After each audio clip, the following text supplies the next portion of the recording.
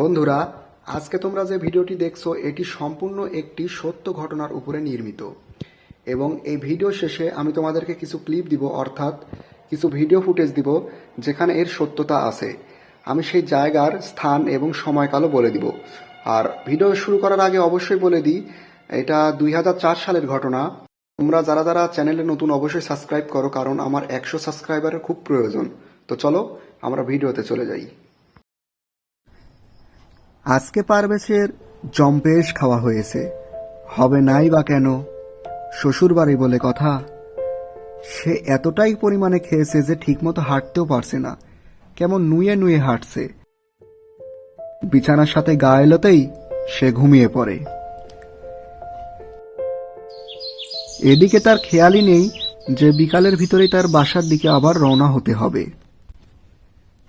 পারভেজের সারাদিনের শরীরের গ্লানি ভেঙে ঘুম ভাঙে তখন প্রায় ওই বেলা ডুবুডুবু ভাব। পারভেজের ঘুম ভাঙতেই সে লাফ দিয়ে গিয়ে বিছানার এক কোণে।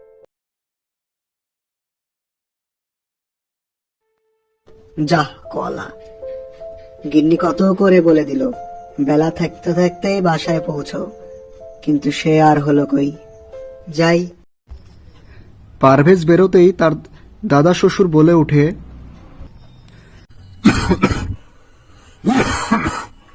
পারভেজ, এবারে না হয় আসার সময় আমার নাতিটাকে সঙ্গে নিয়ে এসো। অনেক দিন দেখি না, তুমি তো কাজের চাপে আর ওরে নিতে পারলে না।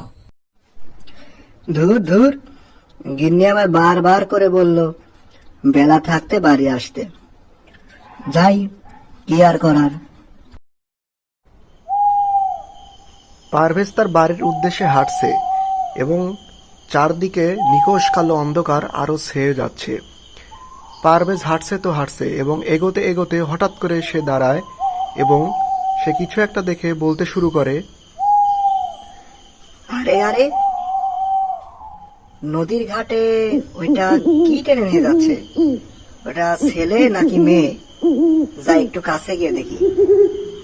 না, আবার যদি কোনো ডাকাতের খপ্পরে পড়ি, গিয়ে একবার দেখি।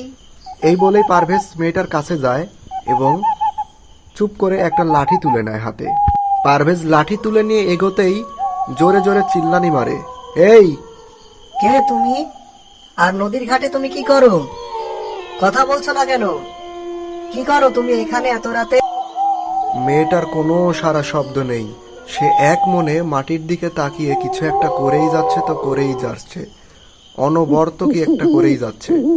পারভেজ তো এই দেখে ভীষণ ভয়। এই সব দেখে পারভেজ আর নিজেকে ধরে রাখতে পারে না। সে আস্তে আস্তে ধাপ ফেলে মেয়েটার দিকে এগিয়ে যায়। পারভেজ মেয়েটার কাছে যেতেই পারভেজ ভয় এবং কাঁপা কাঁপা গলায় বলে, এই, কে তুমি? এত রাতে এখানে তুমি কি করো? হ্যাঁ, আর তুমি কথা কথা বলছো না কেন? এদিকে ঘুরো, আমি তোমায় দেখবো। এদিকে ঘুরো, কে তুমি? এই বলতেই মেয়েটা আমার দিকে ঘুরে তাকায়। কি অপূর্ব দৃষ্টি! কিন্তু এ কি, এক সেকেন্ডের ব্যবধানে কোথায় গেল? এটা কোথায় মেয়ে? এ তো দেখি এক মুখ পোড়া, এ তো ঝলসানো মুখ, এ তো দেখি এক পিশাচ।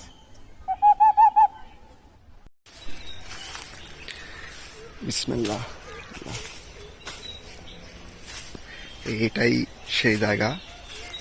তো পা ফেলা তো ভয় লাগছে, কারণ যেখানে সেখানে সাপ পোকামাকড় থাকতে পারে। আপনাদেরকে আমি প্লেসটা দেখাই শুধু। এই যে বাগানটা এখন কেটে দেখেন অবস্থা কি করছে, পুরো বাগানটার একটা অবস্থা দেখেন।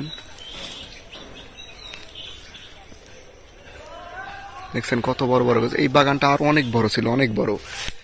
তো আমি এই বাগানে প্রায় মোটামুটি আপনার কত হবে, 3 থেকে 4 বছর পর আবার আসলাম। এই দেখেন সেই ঘাট পার আমি দেখাই, দাঁড়ান। বাপরে, এদিকে তো মাটি কেটে কিছুই হয়নি। তো যাই হোক, এটাই সেই নদী। আমি যদি আর একটু ভালো করে দেখাই, দাঁড়ানো। জায়গাটা ভীষণ শুনশান। এই যে এটা প্রায় আপনার 2004 সালের ঘটনা হবে। এটাই সেই নদী, দেখতে থাকেন। যদিও দিনের বেলা দেখে হয়তো আপনাদের মনে হচ্ছে যে এটা স্বাভাবিক, বাট স্বাভাবিক না, কারণ এটা যখন রাত হয় তখন বোঝা যায় নীরবতাটা কত ভয়ঙ্কর। তো এই তো সেই বাগান। আর এই বাগানে মনে করেন আমি যখন আসছিলাম তখন থেকে এখন মোটামুটি আপনার কত হবে, এই নিম্নে 10 ভাগের ভিতরে 1 ভাগও নাই এখন ধরতে গেলে।